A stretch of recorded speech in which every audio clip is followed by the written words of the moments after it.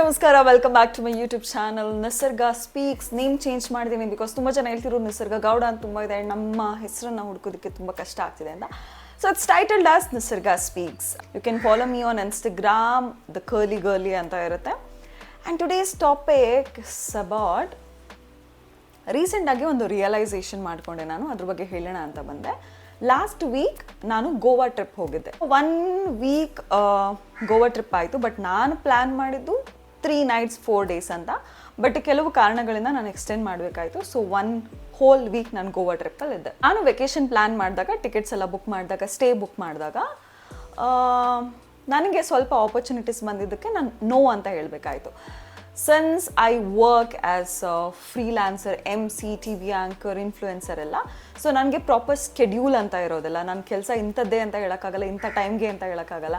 ಅಥವಾ ನಾನು ಇವಾಗೇನೋ ಫ್ರೀ ಆಗಿರ್ತೀನಿ, ನನಗೆ ಮುಂದೆ ಅಂದರೆ ನೆಕ್ಸ್ಟ್ ಡೇ ಅಥವಾ ಏನಿರುತ್ತೆ ಅಂತ ಏನೂ ಹೇಳೋಕ್ಕಾಗಲ್ಲ. ಬಿಕಾಸ್ ನನ್ನ ಲೈನ್ ಆಫ್ ವರ್ಕ್ ಹಾಗೇ ಇರುತ್ತೆ. ನಾನು ವೆಕೇಷನ್ ಪ್ಲ್ಯಾನ್ ಮಾಡಿದಾಗ ಒಂದಿಷ್ಟು ಕೆಲಸಗಳು ಬಂದಿತ್ತು, ನನಗೆ ಬಿಡಲೇಬೇಕಾಯಿತು. ಬಿಕಾಸ್ ವೆಕೇಷನ್ ಪ್ಲ್ಯಾನ್ ಮಾಡಿದ್ದೆ ಅಂತ, ಎಲ್ಲ ಬುಕ್ ಆಗಿತ್ತು, ಸ್ಟೇಸ್ ಬುಕ್ ಆಯಿತು ಅಂತ ಸ್ವಲ್ಪ ಬಾರದ ಮನಸ್ಸಲ್ಲೇ ನೋ ಅಂತ ಹೇಳಿದೆ. ಬಿಕಾಸ್ ನಮ್ಗೆ ಒಂದೊಂದ್ಸರಿ ಹೇಗಿರುತ್ತೆ ಅಂದರೆ, ಒಂದೊಂದ್ಸರಿ ಏನು ಕೆಲಸ ಇಲ್ಲದೇನೂ ಕೂಡ ಇರ್ಬೋದು, ಅಥವಾ ತುಂಬ ಕೆಲಸ ಬರ್ಬೋದು, ಅಥವಾ ಮಿಡಲ್ ಬ್ಯಾಲೆನ್ಸ್ ಆಗಿರ್ಬೋದು. ವೆಕೇಷನ್ ಪ್ಲ್ಯಾನ್ ಮಾಡಿದಾಗಲೇ ತುಂಬ ಕೆಲಸ ಬಂದಿತ್ತು. ನನಗೆ ಥಿಂಕ್ ಕೂಡ ಬಂದಿತ್ತು, ಅಯ್ಯೋ ಎಷ್ಟೊಂದು ದುಡ್ಡು ಮಿಸ್ ಆಗ್ತಾ ಇದೆ, ಎಷ್ಟೊಂದು ಕೆಲಸ ಮಿಸ್ ಆಗ್ತಿದೆ, ಎಷ್ಟೊಂದು ಆಪರ್ಚುನಿಟೀಸ್ ಮಿಸ್ ಆಗ್ತಿದೆ. ಬಟ್ ಏನೂ ಮಾಡೋಕ್ಕಾಗಲ್ಲ, ನಾನು ಪ್ಲ್ಯಾನ್ ಮಾಡಿದೆ ಎಲ್ಲದೂ ಕೂಡ ಕ್ಯಾನ್ಸಲ್ ಮಾಡೋಕ್ಕಾಗಲ್ಲ. ಆ್ಯಂಡ್ ನಿಮ್ಗೆ ಗೊತ್ತಲ್ವ ಟ್ರಿಪ್ ಅಂದರೆ ಹೇಗೆ ಅಂತ ಅಂದರೆ, ಅದು ಯಾವಾಗಲೋ ಒಂದ್ಸರಿ ಫಿಕ್ಸ್ ಆಗುತ್ತೆ. ಆ್ಯಂಡ್ ಒಂದೊಂದ್ಸರಿ ಎಷ್ಟೊಂದು ಸರಿ ಹೋಗ್ಬೇಕಂದ್ರೂ ಕೂಡ ಕೆಲಸ ಅಡ್ಡ ಬರುತ್ತೆ, ಅಥವಾ ಕಾಸಿರಲ್ಲ, ಅಥವಾ ಬೇರೆ ಏನೇನೋ ಪ್ರಾಬ್ಲಮ್ಸ್ ಇರ್ತವೆ. ಆ್ಯಂಡ್ ಒಂದೊಂದ್ಸರಿ ನಮ್ಮ ಹತ್ರ ಕಾಸಿನೂ ಕೂಡ ಹೋಗೋ ಮನಸ್ಸಿರಲ್ಲ. ಆ್ಯಂಡ್ ಎಷ್ಟೊಂದು ಜನಕ್ಕೆ ಟ್ರಾವೆಲಿಂಗ್ ಅನ್ನೋದು ತಲೆಯಲ್ಲೇ ಇರಲ್ಲ, ಆ ಥರದ್ದೆಲ್ಲ ಇರುತ್ತೆ. ನಾನು ಏನೂ ಮಾಡೋಕ್ಕಾಗಿಲ್ಲ, ನಾನು ಅಂತ ಅಂದೆ. ದೆನ್ ಗೋವಾಯಿಂದ ಬಂದಾದ್ಮೇಲೆ ನಂಗೆ 1 day ಬೇಕಾಯಿತು ರಿಕವರಿ ಮಾಡೋದಕ್ಕೆ. Because the trip was so good ಆಯಿತಾ. ಸೊ ಟಿಲ್ ಟುಡೇ ಅಂಟಿಲ್ ನಾವು ಕೆಪ್ ಥಿಂಕಿಂಗ್ ಆಯಿತಾ, ಗೋವಾಕ್ಕೆ ಹೋಗದೆ ಕೆಲಸ ಎಲ್ಲ ಒಪ್ಕೊಂಡಿದ್ರೆ ಎಷ್ಟೊಂದು ಕೆಲಸ ಮಾಡ್ದಂಗೆ ಆಗ್ತಿತ್ತು, ಅಕೌಂಟಲ್ಲಿ ಕಾಸಾದ್ರೂ ಬರ್ತಿತ್ತು. ಇವಾಗ ಗೋವಾಗೆ ಹೋಗ್ಬಿಟ್ಟು ಎಲ್ಲ ಖಾಲಿ ಆಗಿಬಿಟ್ಟಿದೆ. ಆ್ಯಂಡ್ ಅದು ಒಪ್ಕೋಬೇಕಿತ್ತು, ಇದು ಒಪ್ಕೋಬೇಕಿತ್ತು, ಎಷ್ಟೊಂದೆಲ್ಲ ಆಪರ್ಚುನಿಟಿ ಮಾಡಿದೆ. I ಕೆಪ್ thinking. ನನ್ನ ಮೈಂಡ್ ಫುಲ್ ಫ್ಲಡ್ ಆಗಿಬಿಟ್ಟಿತ್ತು ಆಯಿತಾ. ನಾನು ಎಷ್ಟೇ ಸಮಾಧಾನ ಮಾಡಿಕೊಂಡ್ರು ಕೂಡ ಸಮಾಧಾನ ಆಗ್ತಿಲ್ಲ. ಆ್ಯಂಡ್ ನಾನು ಹೆಂಗೆ ಅಂತ ಅಂದರೆ, ನನಗೆ ಎಂಥ ಸಿಚುವೇಶನ್ ಬಂದರೂ ಕೂಡ ನನಗೆ ಗೊತ್ತು ನಂಗೆ ಹೆಂಗೆ ಹ್ಯಾಂಡಲ್ ಮಾಡಬೇಕು ಅಂತ. ನಾನು ಆ ಥರ ಪರ್ಸನ್. ನಾನು ಯಾವ ರೇಂಜಿಗೆ ನನ್ನನ್ನು ಕನ್ವಿನ್ಸ್ ಮಾಡಿಕೊಂಡು ನನ್ನನ್ನು ಪೀಸಾಗಿ ಇಟ್ಕೋತೀನಿ ಅಂತಂದರೆ ಅದು ಹೇಳೋಕ್ಕೆ ಆಗಲ್ಲ. ನಮ್ಮ ಅಪ್ಪನೂ ಯಾವಾಗಲೂ ಅಂತಿರ್ತಾರೆ, ಊರೆಲ್ಲ ಪ್ರಳಯ ಆದರೂ ನೀನು ಮಾತ್ರ ಬ್ಯಾಲೆನ್ಸ್ಡ್ ಆಗಿರ್ತೀಯಲ್ಲ ಅಂತ. ಅದು ಹೆಂಗೆ ಅಂತ ಗೊತ್ತಿಲ್ಲ ಆ್ಯಕ್ಚುಲಿ. ನಂಗೆ ಚಿಕ್ಕ ವಯಸ್ಸಿಂದನೂ ಹಾಗೆ ಇರುತ್ತೆ. ಆ್ಯಂಡ್ ಲೇಟರ್ ನಾನು ಯೋಗ, ಜಿಮ್ ಮಾಡೋಕ್ಕೆ ಸ್ಟಾರ್ಟ್ ಮಾಡಿದ್ಮೇಲೆ, ಮೆಡಿಟೇಷನ್, ಬ್ರೆತ್ ವರ್ಕ್, ಈ ಥರ ಜರ್ನಲಿಂಗ್, ಈ ಥರ ಸ್ಪಿರಿಚುಯಾಲಿಟಿ ಎಲ್ಲ ಸ್ಟಾರ್ಟ್ ಮಾಡಾದ್ಮೇಲೆ ಅದು ಇನ್ನೂ ಒಂದು ಸ್ವಲ್ಪ ಹೈಯರ್ ರೇಂಜಿಗೆ ಹೋಗಿದೆ. ಅದಕ್ಕೋಸ್ಕರನೇ ನಾವು ಫ್ರೀ ಉಪದೇಶ ಕೂಡ ಮಾಡ್ತಿರ್ತೀವಿ ಇನ್ಸ್ಟಾಗ್ರಾಮ್, ಯೂಟ್ಯೂಬಲ್ಲಿ. Okay, coming back to the topic.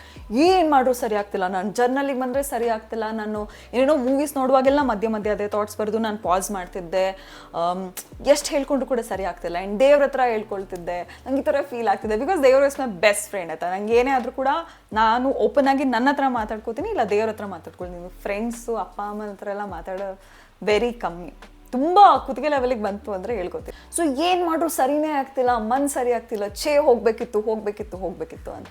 ಅಂದರೆ ನನ್ನ ಮನಸ್ಸಲ್ಲಿರೋ ಎಲ್ಲ ಕೋಟ್ಸನ್ನು ನನಗೆ ನಾನು ಹೇಳ್ಕೊಂಡು ಕನ್ವಿನ್ಸ್ ಮಾಡ್ಕೊಂಡ್ರೂ ಕೂಡ ಕನ್ವಿನ್ಸ್ ಆಗ್ತಿರ್ಲಿಲ್ಲ.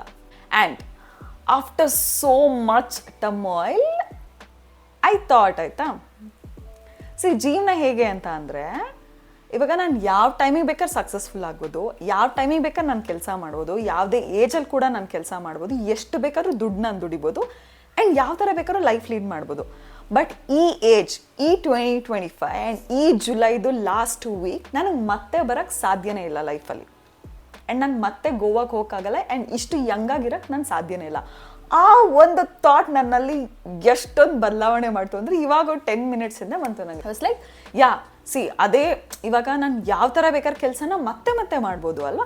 ಬಟ್ ನಾನು ಇವಾಗ ಗೋವಾಗೆ ಹೋಗಿ ನಾನು 1 week ಕಂಪ್ಲೀಟಾಗಿ ಖುಷಿಯಾಗಿದ್ದು, ನಾನು ನೋಡಿರೋ ಪರ್ಸನ್, ನಾನು ಪಡ್ಕೊಂಡಿರೋ ಎಕ್ಸ್ಪೀರಿಯನ್ಸ್, ನಾನು ತಿಂದಿರೋ ಫುಡ್, ನಾನು ಅಲ್ಲಿ ನೋಡಿರುವಂತಹ ಲೈಕ್ ನೇಚರ್ ಅಥವಾ ಏನೇ ಒಂದು ಎಕ್ಸ್ಪೀರಿಯನ್ಸ್ನ ನಾನು ಮತ್ತೆ ಹೋಗಿ ರೀಲೀವ್ ಮಾಡೋಕ್ಕಾಗಲ್ಲ. ಅದು ಒಂದೇ ಸರಿ ನನಗೆ ಸಿಗೋದು.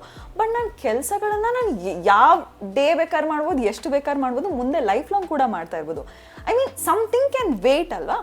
ಬಿಕಾಸ್ ನಾನು ಮುಂದೆ ಗೋವಾ ಪ್ಲ್ಯಾನ್ ಮಾಡಿದ್ರು ಕೂಡ ಫಿಕ್ಸ್ ಆಗ್ತಿತ್ತೋ ಇಲ್ವೋ, ನನ್ನ ಹತ್ರ ಅವಾಗ ಕಾಸು ಇರ್ತಿತ್ತೋ ಇಲ್ವೋ, ಅಥವಾ ನನಗೆ ಹೋಗೋ ಮನ್ಸು ಇರ್ತಿತ್ತೋ ಇಲ್ವೋ, ಅಥವಾ ನಾನು ಅಷ್ಟು ಹ್ಯಾಪಿಯಾಗಿ ಹೋಗಿರ್ತಿದ್ನೋ ಇಲ್ವಾ, ಅಥವಾ ನನ್ನ ಹತ್ರ ಅವಾಗ ಹೋದಾಗ ಅಷ್ಟೊಂದು ಎನರ್ಜಿ ಇರ್ತಿತ್ತೋ ಇಲ್ವೋ, ಹೂ ನೋಸ್ ಅಲ್ವಾ.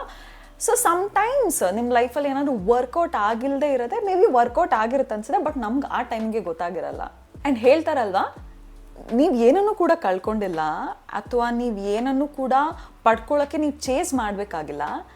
ಎಟ್ ದಿಸ್ ಟೈಮ್ ಯಾವ ಟೈಮಲ್ಲಿದ್ದೀರಾ, ಯಾವ ರೈಟ್ ಟ್ರ್ಯಾಕಲ್ಲಿದ್ದಾರೆ, ಯಾವ ರೈಟ್ ಮೂಮೆಂಟಲ್ಲಿದ್ದೀರಾ, ಇನ್ನು ಏನೇನೆಲ್ಲ ಸಿಗ್ತಾ ಇದೆ ದಟ್ಸ್ ಪ್ರಾಪರ್, ಅದು ಕರೆಕ್ಟಾಗೇ ಇದೆ, ಬಟ್ ನಮ್ಗೆ ಗೊತ್ತಾಗ್ತಾ ಇರಲ್ಲ. So whenever you feel like you are missed out on something, ನೀವೇನೂ ಮಿಸ್ಡ್ ಔಟ್ ಆಗಿರಲ್ಲ. ಬಿಕಾಸ್ ಪ್ಲ್ಯಾನ್ ಮಾಡಿರೋದು ನೀವಲ್ಲ ಅಲ್ವಾ, ಮೇಲ್ಗಡೆ ಒಬ್ರು ದೇವರು ಪ್ಲ್ಯಾನ್ ಮಾಡಿರ್ತಾರೆ, ಅವ್ರಿಗೆ ಗೊತ್ತಿರುತ್ತೆ ನಿಮ್ಮನ್ನು ಈ ಟೈಮಿಗೆ ಗೋವಾಗೆ ಕಳಿಸ್ಬೇಕಾ, ಈ ಟೈಮಿಗೆ ಇದು ಮಾಡಿಸ್ಬೇಕಾ ಅಂತ. ನಂಗೆ ಸ್ವಲ್ಪ ಲೇಟಾಗಿ ರಿಯಲೈಸ್ ಆಯಿತು. And whenever you feel ಅಲ್ವಾ ಏನೋ ಮಿಸ್ ಆಯಿತು ಅಂತ ಅನ್ಸುತ್ತೆ, ಅಯ್ಯೋ ನಾನು ಅಲ್ಲಿಗೆ ಹೋಗಿದ್ರೆ ಏನೋ ಆಗ್ತಿತ್ತು ಅನ್ಸುತ್ತೆ, ನಿಮ್ಗೆ ಗೊತ್ತಿಲ್ಲ ಅಲ್ವಾ ಅಲ್ಲಿ ಹೋಗಿದ್ರೆ ಬೇರೆ ಏನಾದರೂ ಆಗ್ಬೋದಿತ್ತು ಅನ್ಸುತ್ತೆ. ಒಂದೊಂದು ಅವಕಾಶಗಳು ನೀವಾಗೆ ಕೈಯಿಂದ ಬಿಟ್ಟಿದ್ದಾಗಿರ್ಬೋದು, ಅಥವಾ ಒಂದೊಂದು ಅವಕಾಶಗಳು ನಿಮ್ಮ ಕೈಯಿಂದ ಬಿಟ್ಟು ಹೋಗಿರೋದಾಗಿರ್ಬೋದು, ಅಥವಾ ಒಂದೊಂದು ಅವಕಾಶಗಳು ನಿಮಗೆ ಸಿಗದೆ ಇರೋದಾಗಿರ್ಬೋದು.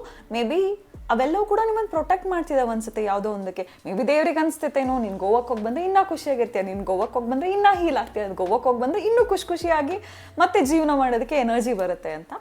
ಆ ಥಾಟ್ ಒಂದ್ಸರಿ ಬಂದಾದ್ಮೇಲೆ ಸ್ವಲ್ಪ ಹಾಯ್ ಅಂತ ಅನಿಸ್ತು. ನಾನು ಕೆಪ್ ಥಿಂಕಿಂಗ್, ಹೌದಲ್ವಾ, ಬಿಕಾಸ್ ನಾನು ಇಷ್ಟು ಯಂಗಾಗಿ ಮತ್ತೆ ಇರೋಕ್ಕಾಗಲ್ಲ, ನನಗೆ ಇಷ್ಟು ಖುಷಿಯಾಗಿ ಮೇ ಬಿ ನಾನು ಇನ್ನೊಂದು ಸರಿ ಗೋವಾನ ನೋಡೋಕ್ಕಾಗದೇ ಇರ್ಬೋದು, ಬಟ್ ನಾನು ಯಾವ ಟೈಮಿಗೆ ಬೇಕಾದ್ರೆ ಎನರ್ಜಿ ಇರುತ್ತೆ ನಂಗೆ ಕೆಲಸ ಮಾಡೋದಕ್ಕೆ.